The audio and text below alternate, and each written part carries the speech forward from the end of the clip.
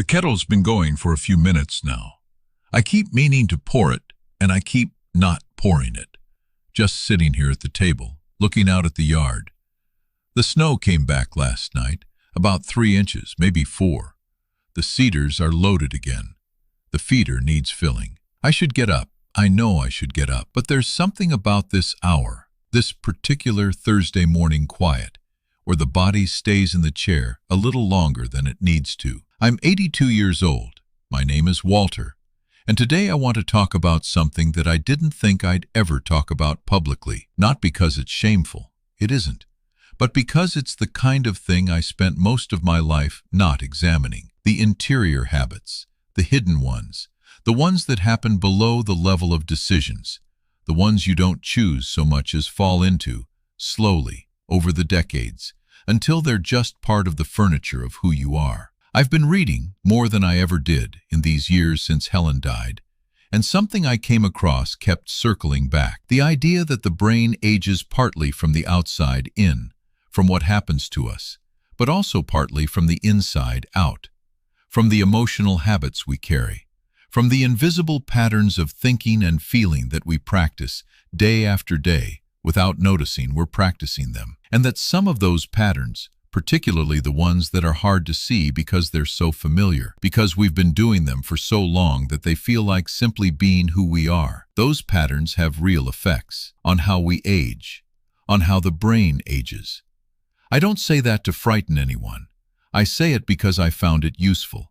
Because when I started looking at my own patterns, my own hidden emotional habits, I found things I wanted to change, things I could change. Not all at once and not perfectly, but change. 9 of them. My 9. I'll share them honestly, with the stories that go with them, because the stories are the only way I know to make an abstract thing real. The fire's going. The kettle is still hot. Sit with me. The first hidden habit is living inside regret without processing it. I want to be precise about what I mean. Not the regret itself, that's normal, that's honest. Anyone who has lived a full life has things they would have done differently, and carrying some awareness of those things is appropriate. It's the living inside the regret without ever processing it that's the habit I'm talking about. Processing regret means going through it, looking at it clearly, understanding what happened, why it happened, what you've learned from it, what you've done or can do about it, and then, to the extent possible, setting it down. Living inside regret without processing it means running it on a loop. The same event, the same failure, the same moment of weakness or absence or wrong choice, played back again and again without moving through it to anything different. The internal courtroom that never reaches a verdict, the trial that never ends. I ran that trial on myself for most of my adult life, particularly around my father's death, the things I never said to him, and around the years I worked too much when the children were small. Those were the 2 primary exhibits, and I returned to them regularly, adding detail each time, finding new angles of failure, keeping the guilt alive and present. Helen noticed. She'd say, "Walter, you're back in that again," in the particular tone she used for it, and I'd say, "No, I'm not," which was usually a lie. What I've come to understand, in these last years of sitting with myself honestly, is that the loop doesn't serve me. The loop doesn't change the past. It doesn't make the missed thing unmissed. It doesn't give my father what I didn't give him in 1963. All it does is tax the present with the weight of something that can't be changed. I've been trying to replace the loop with a different practice. When the regret comes up, and it still comes up, I try to look at it clearly, say what's true, acknowledge what I wish I'd done differently, and then ask, what can I do now that honors what I learned from that? And then do that thing. Call David and tell him I'm proud of him. Tend Helen's lupins. Write the letter to Lily. Do the thing that the regret is pointing toward, and then set the regret down. Not always successfully. Some days the loop wins. But on the days the loop doesn't win, I feel lighter. And lighter at 82 is not a small thing. The second hidden habit is avoiding new experiences because they feel like too much effort. By the time you're 65 or 70, you've found your way. You know what you like, you know what works for you. You have your routines, your preferences, your established ways of spending the day. And the pull toward those known things becomes stronger, year by year, in a way that can feel like wisdom, but is sometimes just caution. I noticed this in myself in a specific way about 5 or 6 years ago. I'd been invited by the Sullivans, the young couple down the road, to a dinner they were having with some friends of theirs. People I didn't know. A table full of strangers, essentially, with the Sullivans as the only familiar faces. I made an excuse. I said I wasn't feeling well. I wasn't lying exactly. I'd had a cold the week before, and it had lingered. But the cold wasn't really why I didn't go. I didn't go because I'd done the calculation in my head.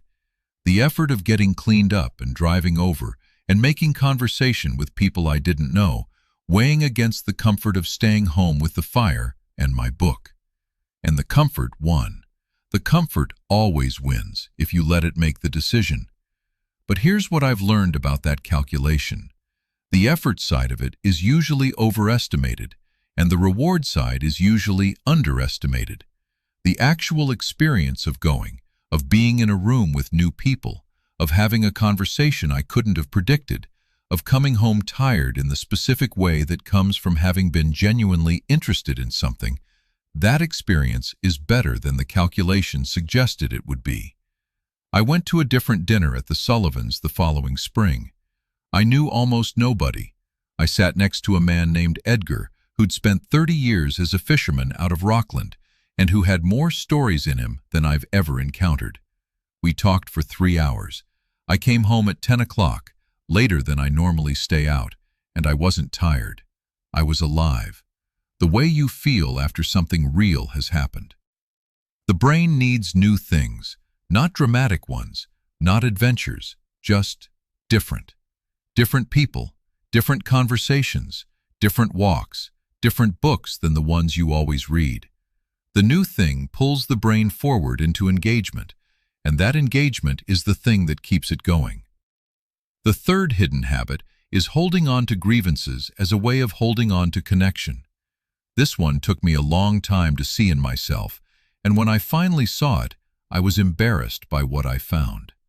After Helen died, something happened with my relationship to people who had wronged me in the past. Not dramatically wronged me. I'm not talking about serious harm. I mean the ordinary minor injuries of a long life. The contractor who cheated me in 1978, a former friend who'd said something damaging about my work to a potential client in the mid-'80s, a neighbor who'd had a dispute with Helen about a property line years back. I noticed, about 2 years after Helen died, that I'd started thinking about these people more often, rehearsing the old injuries, going over what had happened, what should have happened, what I should have said or done. I thought at first I was just working through old business, processing things, the way you do when you have a lot of time alone. But one afternoon I sat with it honestly, and I realized something. I was holding on to the grievances because they kept me in relationship with people who were otherwise gone from my life. The contractor was dead. The former friend had moved away. The neighbor had sold and moved on. They were absent from my daily life, but in the grievances, they were present. I was still in a kind of contact with them. It was a substitution. I'd lost Helen, the central relationship of my life, and in the absence of that center, I was filling some of the space with these old wounds. The grievances were keeping people near me in a strange way, even people I had no affection for. When I understood that, I felt the need to let the grievances go in a different way than I had before. Not because the wounds were healed or the people were forgiven in any complete sense, but because I didn't want to be in relationship with dead contractors as a substitute for the living people I actually loved. I called David that week. I told him I was thinking about him. He sounded surprised and pleased. That was the better use of the relational energy. I want to add one more thing about this habit because I think the substitution aspect of it goes even further than what I described. When you carry a grievance against a person, you're in an ongoing relationship with them. A hostile one, but still a relationship. And at the age when people are starting to leave, when friends are dying, when the social circle is thinning, there's an unconscious pull to maintain relationships even in their most damaged forms. Because even a hostile relationship is a populated interior. Even the dead contractor in my head was someone to think about, someone who had history with me, someone whose face I could picture. Loneliness has a way of finding strange solutions. I noticed this most clearly when I thought about the former friend, the one who had damaged my reputation to a client in the 80s. He'd moved away from Maine decades ago. I had no idea where he was or whether he was even still alive. And yet I'd revisit the injury periodically, as if keeping the account open for when we'd eventually settle it. We were never going to settle it. He was somewhere else in the world, living his life, probably with no memory of that particular episode at all. The only person still in the relationship was me. I tried something, with that one specifically. I tried writing the letter I'd never send, not to confront him, to close the account. I wrote it on a yellow legal pad, and I said everything I'd been saying in my head for 30 years, and then I said, "This is the last time I'll say this. I'm closing this account." And I folded the paper and put it in the drawer of the shop bench, under a box of screws. I don't know if it's still there. I haven't checked. I don't need to. Helen used to say I was the best worrier she'd ever met. She said it affectionately, mostly. But she also said it with a kind of knowing that meant she'd watched the worry do things to me over the years. The worry, in my case, was specific. I worried about the business, about whether the work was good enough, about whether the money would hold, about whether David and Susan were all right, and when they were grown, about whether their children were all right, about whether the house I'd built would stand up to the winters, about whether I'd ordered the right material, about whether the weather would break in time for a job. 45 years of that kind of worrying, and here's what I've come to understand about it. The worry felt like action. It felt like doing something about the thing I was worried about. But it wasn't action. It was a simulation of action that satisfied some part of my brain that needed to feel like I was responding to the threat without actually doing anything about it. Real action about the business meant checking the books, making a call, having a conversation, building a contingency. Worry meant running the worst-case scenario in my head for the 40th time. They felt similar from the inside. They weren't similar at all. What worry actually did over the years was create a kind of continuous low-level stress that became the background radiation of my daily life. I didn't notice it because it was so constant. It was just the texture of being me, but it was costing something. Something in the body and something in the mind. I've tried in these years to ask myself, when the worry starts, whether there's an action. If there's an action, take it. Call the doctor. Call David back. Write down the number. Do the thing. If there's no action, if the worry is about something I can't affect, something that is going to happen or not happen, regardless of how many times I run the scenario, then the worry is just spending. It's just a cost with no return. I still worry, probably always will, but I've gotten better at catching it earlier, at asking the question, is there an action here? And if not, putting the kettle on instead. The fifth hidden habit is comparing the present to an idealized past. There's a particular kind of sorrow that comes from this habit, and it's different from ordinary sadness. Ordinary sadness is about what's gone. The comparison sorrow is about what the present is not.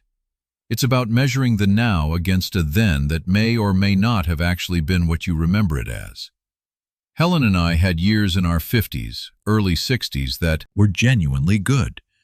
The children were grown, and the house was ours again, just the two of us, and the work was established, and I had a reputation I was proud of, and we had our Friday evenings and our Saturday mornings and our long summer drives and the friends we'd made over the years. Those years were good, and in the years after Helen died, I found myself measuring everything against those years. The quiet of the house wasn't peaceful. It was lesser than the quiet of the house when Helen was in it. The morning coffee wasn't comfortable. It was lesser than the morning coffee with Helen across the table. The Saturday mornings weren't good mornings. They were insufficient Saturday mornings that failed to match the ones we'd had. Everything was a diminished version of something that had been better.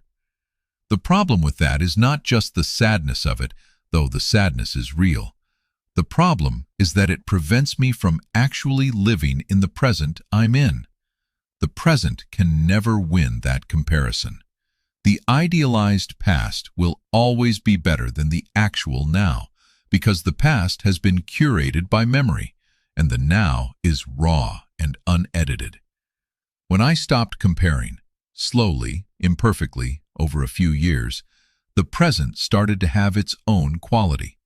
The morning coffee became the actual morning coffee, not a lesser version of something, but its own thing.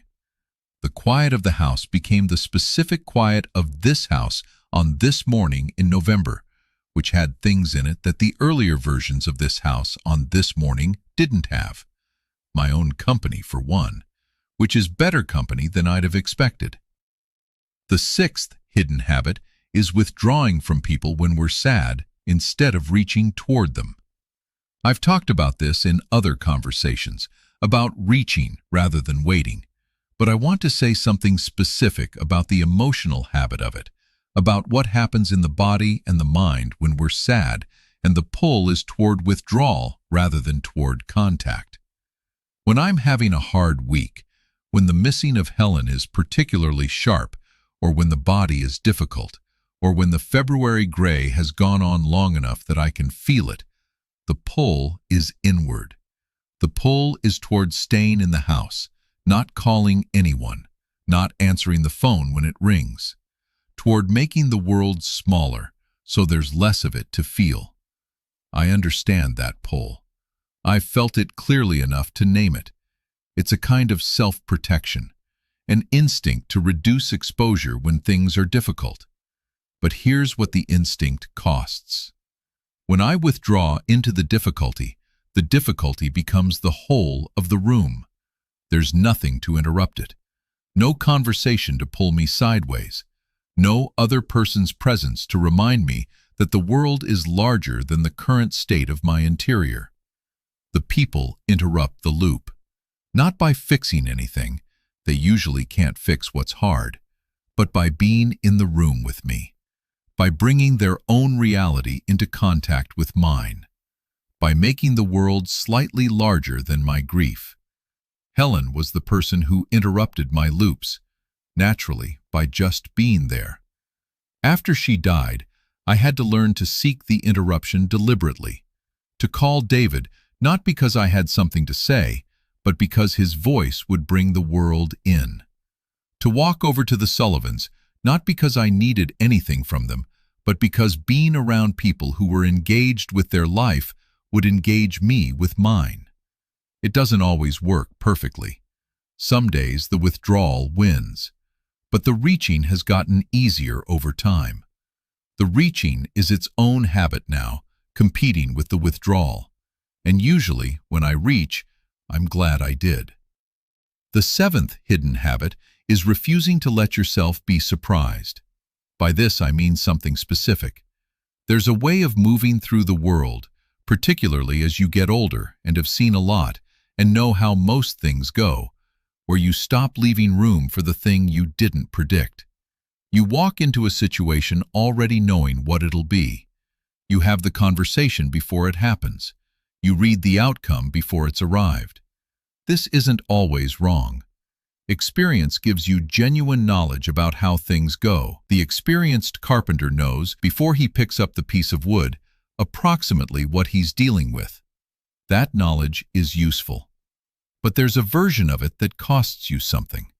where the knowing in advance becomes a way of not being fully present, where the surprise, the unexpected thing, the moment you couldn't have predicted, can't quite get in because you're not leaving room for it. I noticed this in my conversations with the grandchildren a few years back. I'd be talking with Lily or with David's boy or with Susan's girls, and I'd find myself half ahead of them in the conversation. Not rudely, I wasn't interrupting, but my attention was slightly ahead of what they were saying, predicting the turn it would take, formulating my response to what I thought was coming. And sometimes it came somewhere I hadn't predicted, and I'd catch myself surprised, genuinely surprised, and realize I'd been half absent for the 2 minutes before in the prediction. That the thing that surprised me was more interesting than anything I'd been predicting. Lily said something to me once that I've thought about since. She said, "Grampy, you always seem like you're listening to what you think I'm going to say. I want you to listen to what I'm actually saying." That sat with me. I've been practicing listening to what's actually being said since then. Not to the prediction, not to the already expected, to the actual words, the actual moment, the actual face of the person in front of me, and letting myself be surprised when the thing surprises me, even when I thought I knew how it would go. The surprise is not a failure of prediction. The surprise is the best part. It's the place where the world is still larger than your model of it. I want to give you a specific example of what the surprise gave me once I started leaving room for it. Susan called me one afternoon last spring, not her usual Thursday, a different day, a Wednesday, and she said she'd been thinking about something and wanted to tell me. I thought I knew what it would be. The usual topics, the grandchildren, her work at the hospital, some news from the family. What she told me was that she'd been rereading some of the letters Helen had written her in college, and she'd found one she'd never shown me. Written in 1991, when Susan was a first-year nursing student and struggling. Helen had written to her about a hard time we'd had in our marriage. Not a secret, I knew what she was referring to, but something Helen had chosen to tell Susan privately, mother to daughter, as a way of saying, "Your parents have had their hard years too, and look where we are now." Susan read me a sentence from that letter on the phone, just one. Helen's voice, in her particular handwriting that Susan was reading aloud, talking to our daughter about our marriage in 1991. I hadn't seen it coming. I hadn't known that letter existed. And the surprise of it, the sudden presence of Helen in a way I couldn't have predicted, was one of the more valuable things I've experienced in the last 7 years. It only got in because I hadn't predicted it, because I'd gotten better at not knowing in advance. This one took me the longest to identify, because numbness and peace can feel almost identical from the inside, especially at the beginning. Both are quiet, both are still, both feel like the absence of pain, but they're different in a specific way. Peace is the quiet that comes after you've moved through something, after you've processed the grief, or resolved the conflict, or made the decision and accepted it. Peace is a settled thing. It has ground under it. Numbness is the quiet that comes from going around the outside of something you haven't moved through yet, from the suppression or the avoidance or the management of the thing rather than the actual going through of it. Numbness is quiet on the surface, with something still moving underneath, out of reach, unaddressed.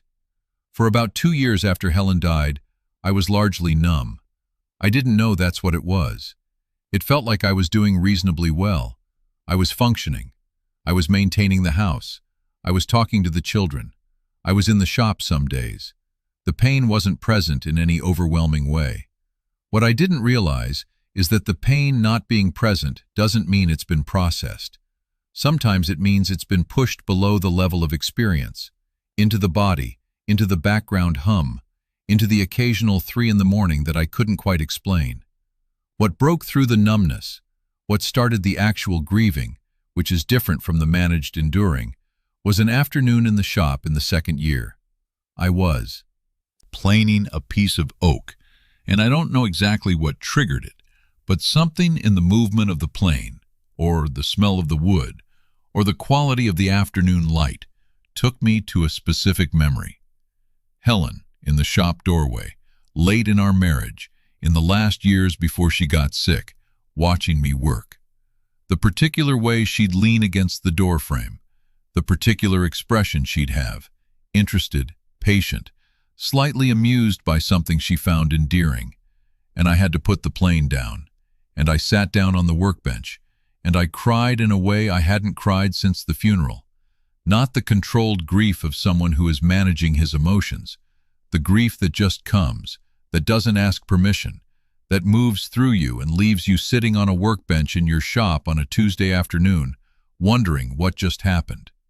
That was the beginning of the actual processing, of the moving through. Peace came later, slowly, but it came. And the peace that came after the moving through felt different from the numbness. The ground under it was real.